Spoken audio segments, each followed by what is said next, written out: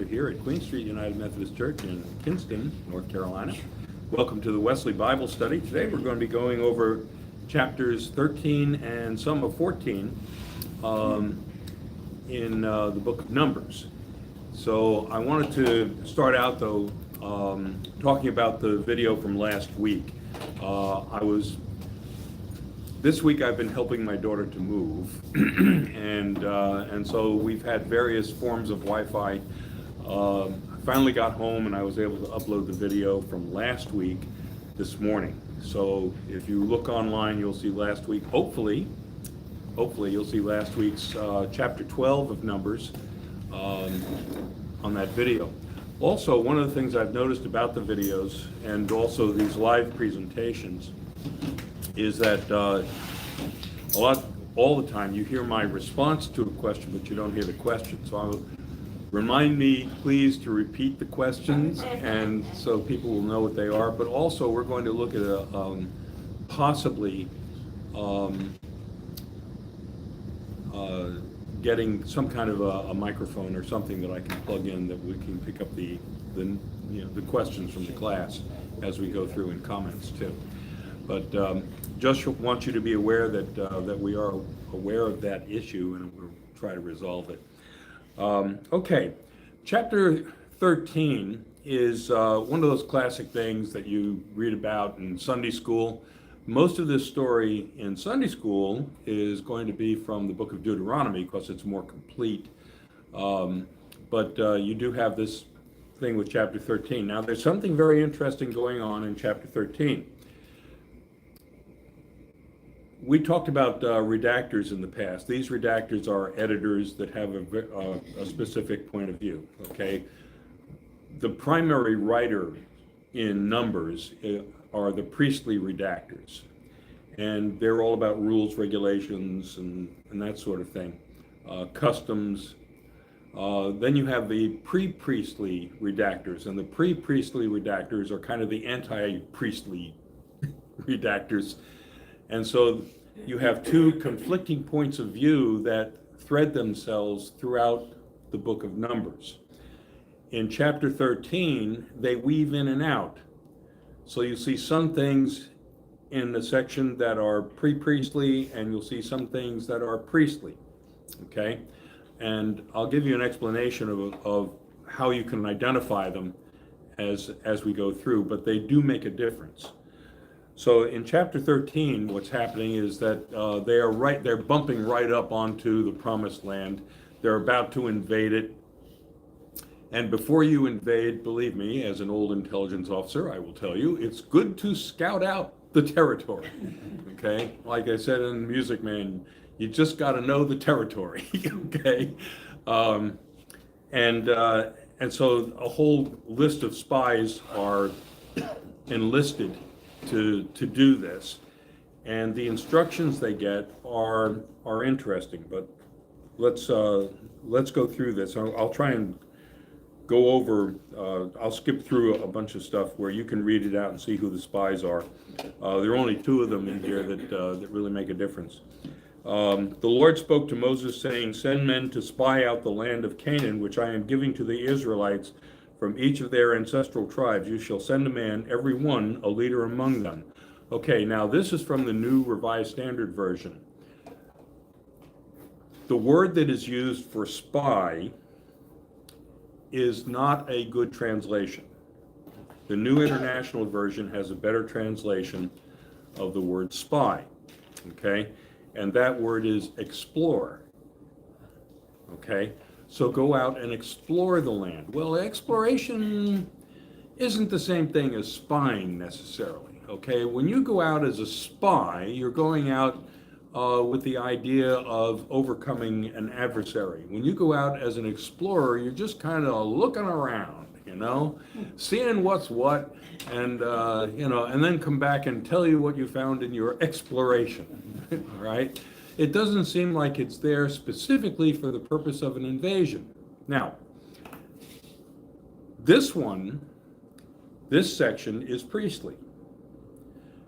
The priestly assignment to the spies from the priestly standpoint, they are explorers. They are not doing a military examination. What they are doing is confirming what God has told them about the land, that it is a great place.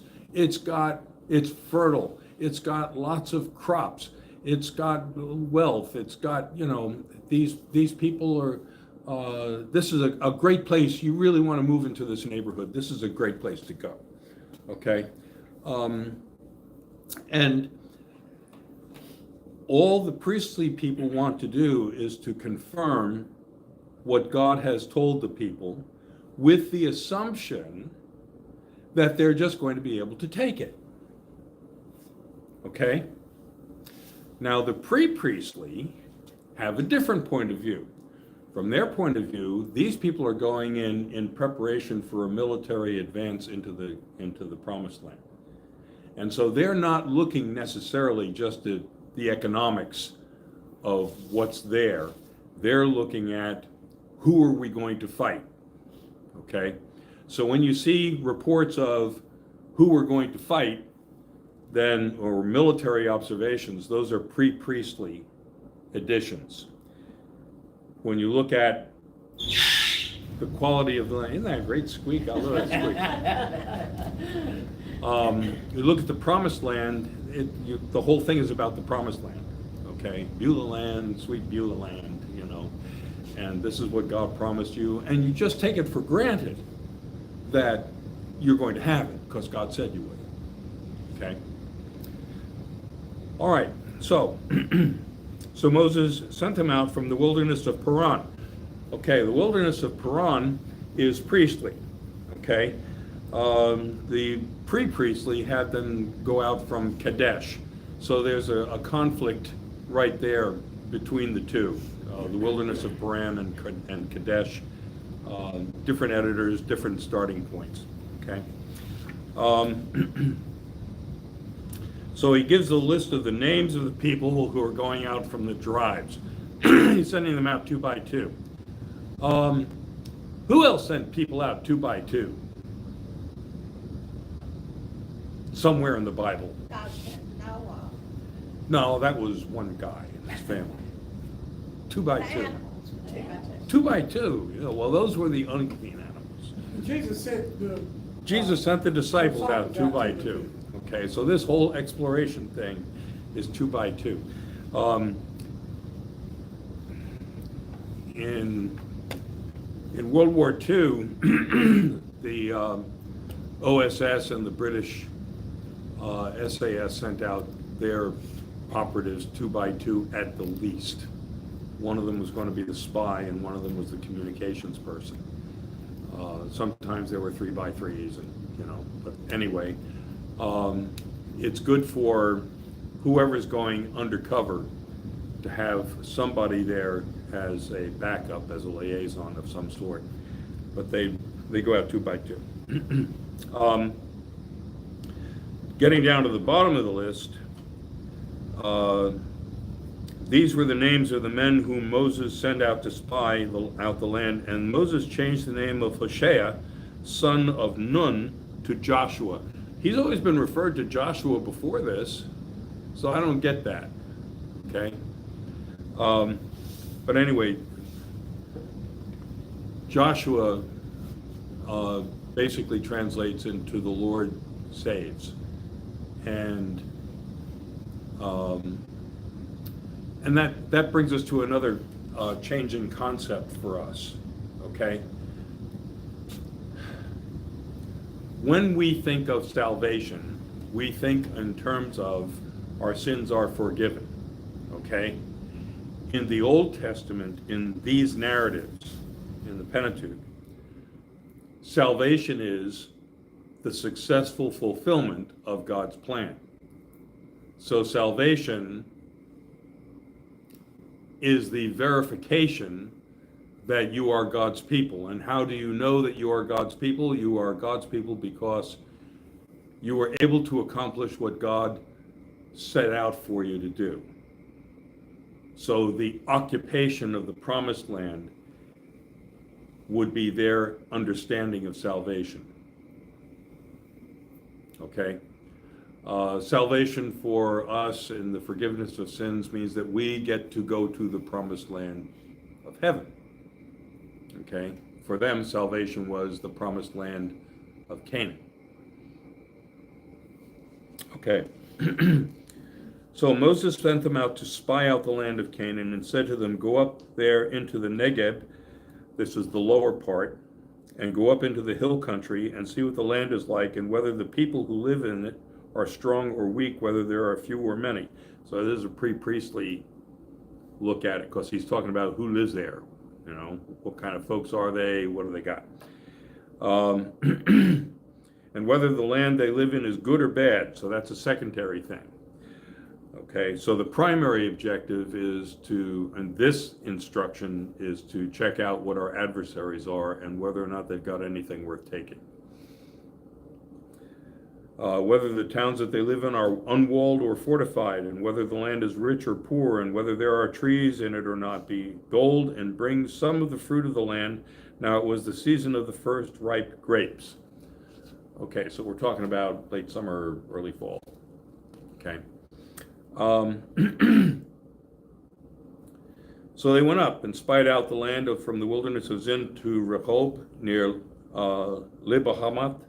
They went up into the Negeb and came to Hebron and Ahiman, Seshai and Talmai. The Anakites were there.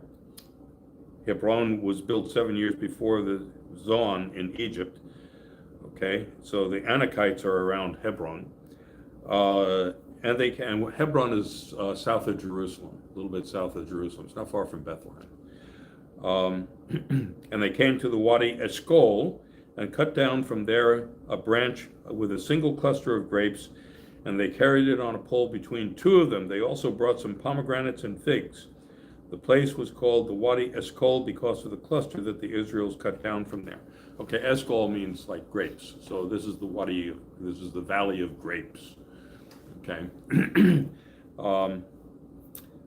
I find this part interesting in verse 25. At the end of 40 days, they returned from spying out the land. Well, I wonder what the grapes looked like. You know? They probably didn't need two men to carry it. They were probably raisins by the time they came back. Okay. Now, we'll get into some of these reports here now. At the end of 40 days, they returned from spying out the land, and they came to Moses and Aaron and to all the congregation of the Israelites in the wilderness of Paran at Kadesh. So there's, which one is it? They brought back word to them and to all the congregation and showed them the fruit of the land, and they reported to him and said, we came to the land which you sent us. It flows with milk and honey, and this is its fruit. Sarzayim. Yet the people who live in the land are strong, and the towns are fortified and very large. And besides, we saw the descendants of Anak there. The Amalekites live in the land of the Negeb. The Hittites, the Jebusites, and the Amorites live in the hill country, and the Canaanites live by the sea along the Jordan. But Caleb quieted the people. Okay.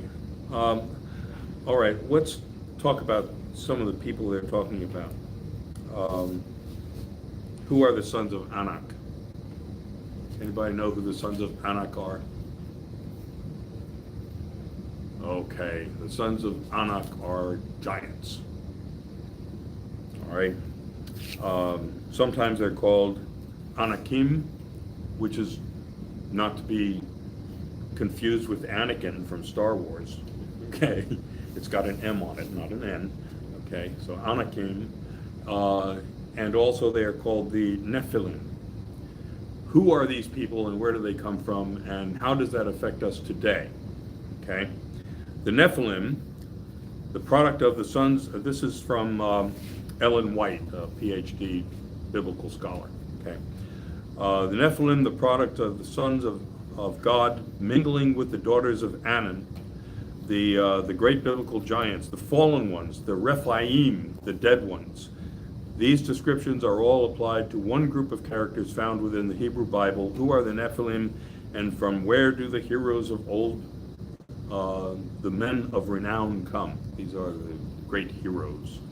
Okay, in Genesis 6, 1 through 4, it tells the readers that the Nephilim, which means fallen ones, when translated into English, were product of copulation between the divine beings, literally the sons of God, and human women, daughters of Adam. The Nephilim are known as great warriors and biblical giants. You'll see them in Ezekiel 32:27 and in Numbers 13:33. It was once claimed that the mating of the sons of God and the daughters of Adam that resulted in the Nephilim caused the flood. And this caused the Nephilim to have a negative reputation. I would think so. All right.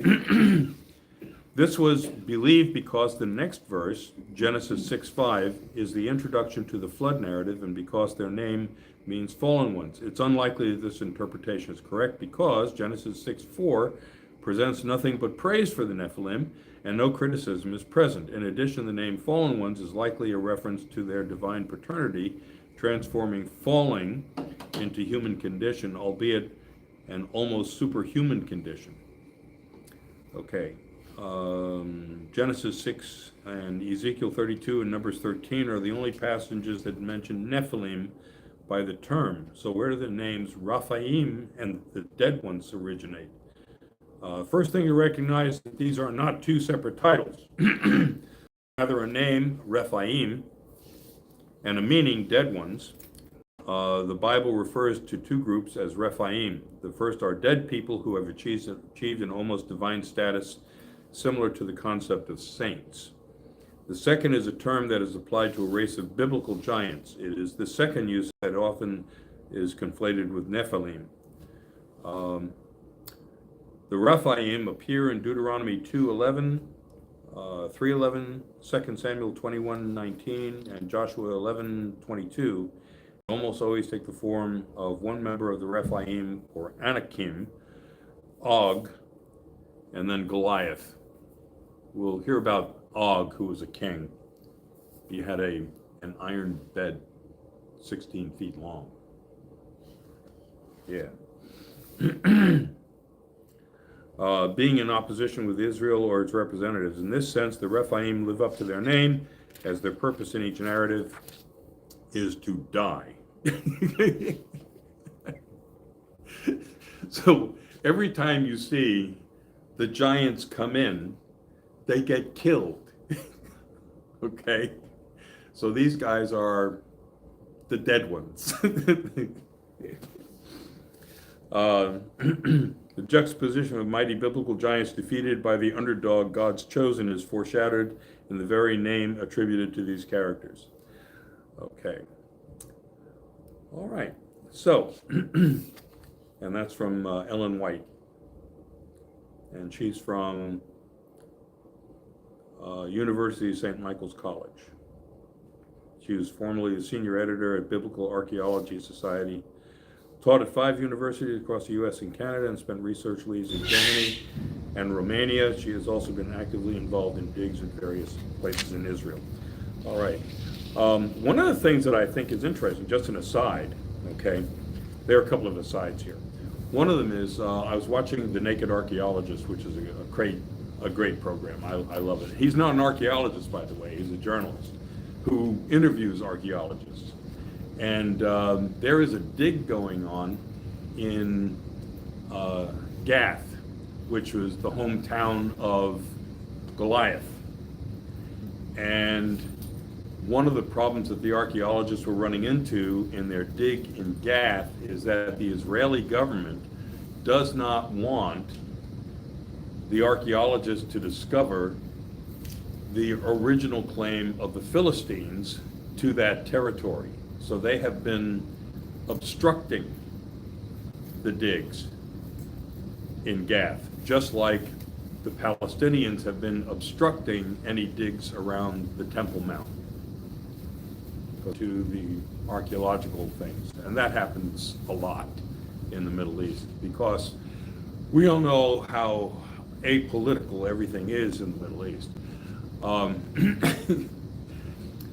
The other thing is these stories about giants in the Old Testament have given rise to lots of TV programs about ancient aliens coming in and mating with humans. And that's how our species came to be. And this is where the giants came from. They weren't actually the sons of God. They were ancient aliens that came down in flying saucers and found our women to be pretty cute. And I mean, pays your money, takes your choice. But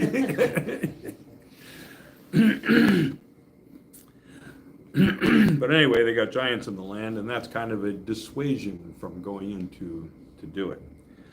All right, now hear this. But Caleb quieted the people before Moses and said, "Let us go up at once and occupy it, for we are well able to overcome it." Then the men who had gone up with him said, "We are not able to go up against this people, for they are stronger than we." So they brought to the Israelites an unfavorable report of the land that they had spied out, saying, "The land that we have gone through as spies is a land that devours its inhabitants, and all the people that saw it are of great size. We saw the Nephilim, the Anakites come from the Nephilim, okay? And to ourselves, we seemed like grasshoppers, and so we seemed to them." Are there parallels to this? Well, I've got one.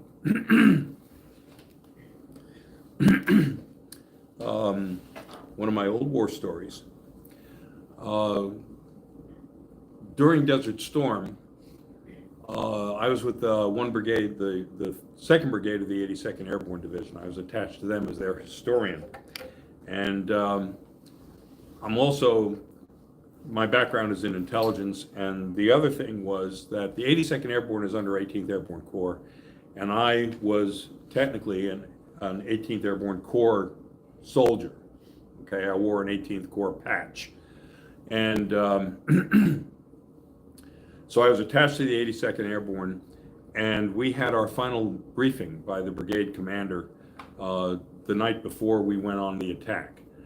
And I came out of the briefing, and I was surrounded by a bunch of young platoon leaders, and because I was a major then, and wearing intel brass, and they thought I might be smart, and they said, so Major, how long do you think this is going to take? And I said, well, I have a pretty good idea of who you guys are, and I have a pretty good idea of who the Iraqis are. I'm saying 4 days.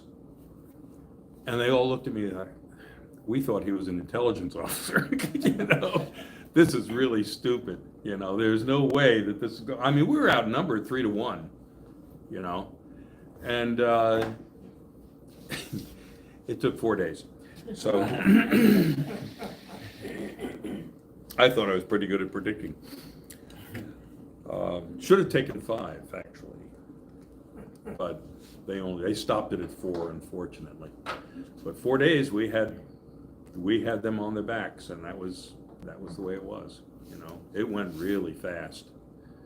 And if you go, I'll tell you what, the United States gets into prolonged conflicts when it doesn't have to,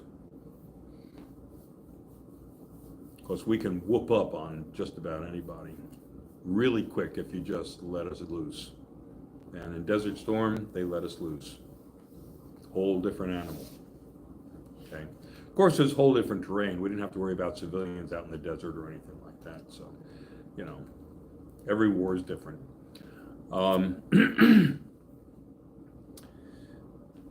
But this happens periodically. You can overestimate or underestimate. We severely underestimated the Japanese in World War II because they were short. We thought we're taller than we whoop on them real easy, and I'm sorry, they were tough little guys. They didn't give up real easy, and they didn't. And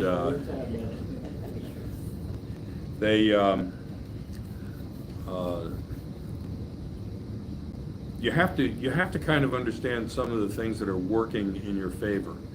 One of the things I know that the people were probably outnumbered. I mean, they say they had 600,000 people. I question that number. But anyway, you're going up against walled cities and things like that.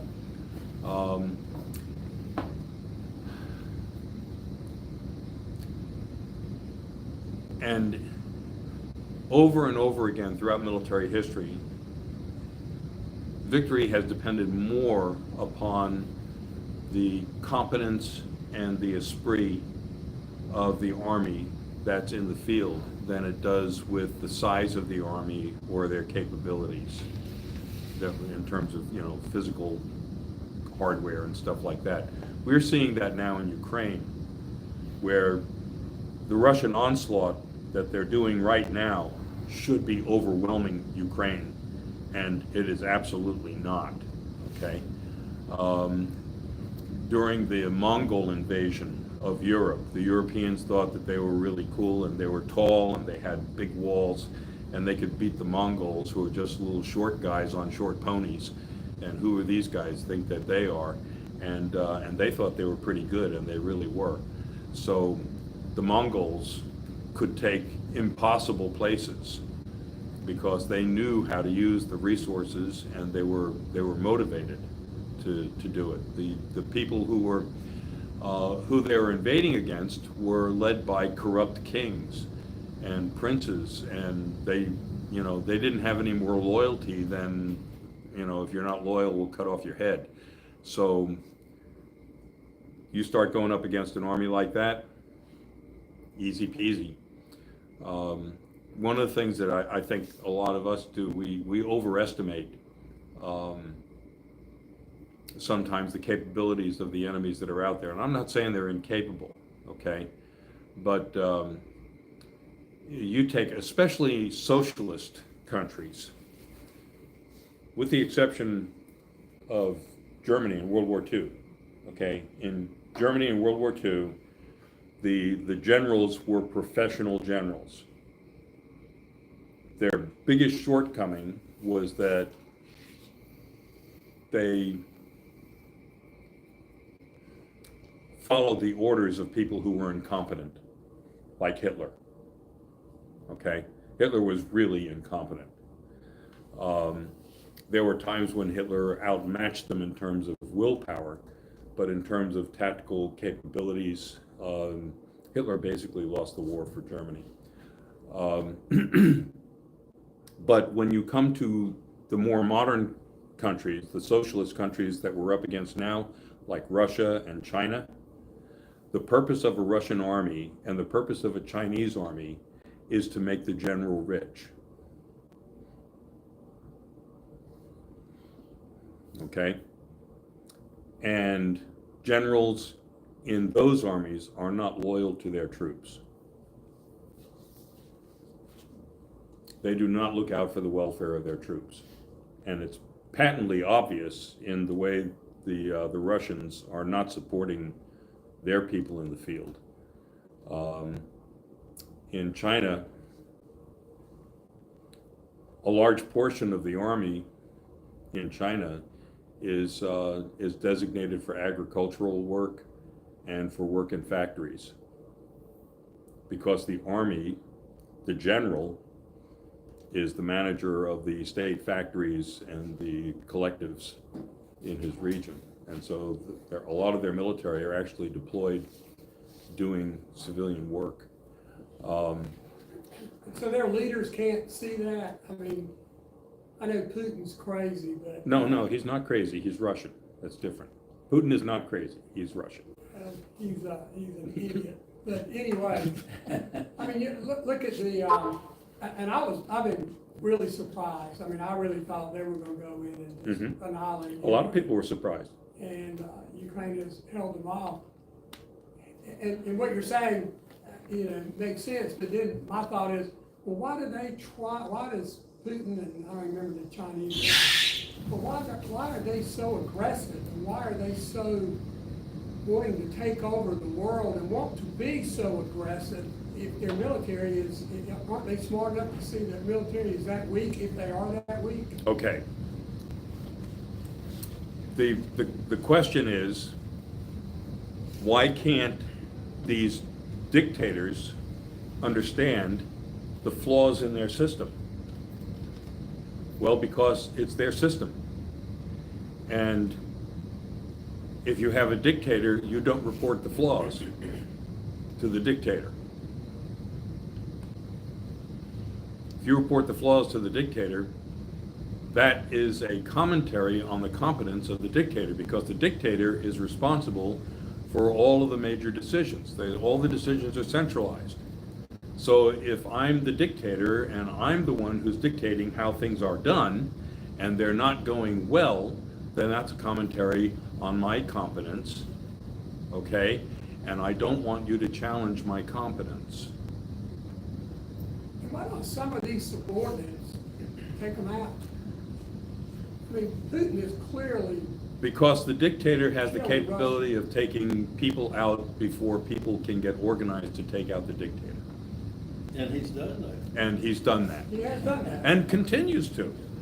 I mean, generals are not just relieved, they are People killed. disappear. Yes, they're disappeared, yeah. It's like, Putin's actuarial adjusters are out there all the time. But where does it end? I mean, where's the stopping point in Ukraine? I mean, he's never gonna concede. No, he isn't. He is not going, Putin is not going to concede in Unless somebody takes Ukraine. him out. Unless somebody takes him out. That is the obvious answer to me. Right. And right now, they've lost over 300,000 people. They've lost over 300,000 troops in Ukraine.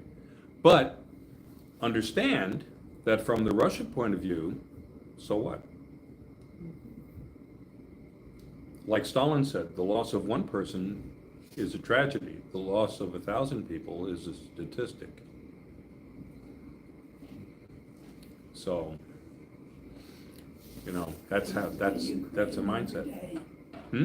I pray for Ukraine every day that Putin will stop destroying their country. They've done nothing to deserve this. No, they've done nothing to deserve this, okay? And Putin, see, the problem with the Ukrainians is that the purpose of the Ukrainian army is not to make their generals rich, although it's a pretty corrupt country. I gotta tell you, it is, and has been, but I think they smarted up. And, I think they're getting their act together. But in the Russian army, their leaders are politically loyal. They are tactically incompetent.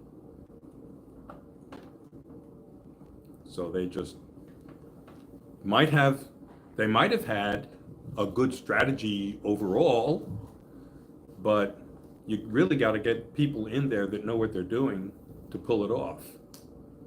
And they don't know what they're doing. And right now they're fighting a war with conscripts. And if the Ukrainians are able to take out their AWACS and their ground control aircraft, holy cow. That's amazing. That's a game changer. So anyway, but we're getting into this, and we're going to see what happens. The spies that say we can't do it are the ones that win out. And so in chapter 14, we'll find out what God has to say about that. Okay? But anyway, we are about to miss an opportunity, evidently. So in chapter 14, we'll go into missed opportunities and the consequences thereof. Okay, well, I think we've overstayed. So please get back to me at revlev@nccumc.org, and I look forward to hearing from you. And God bless you. Hope you can catch up on that last video, because 12 was an interesting chapter. Okay, God bless you all. Thank you.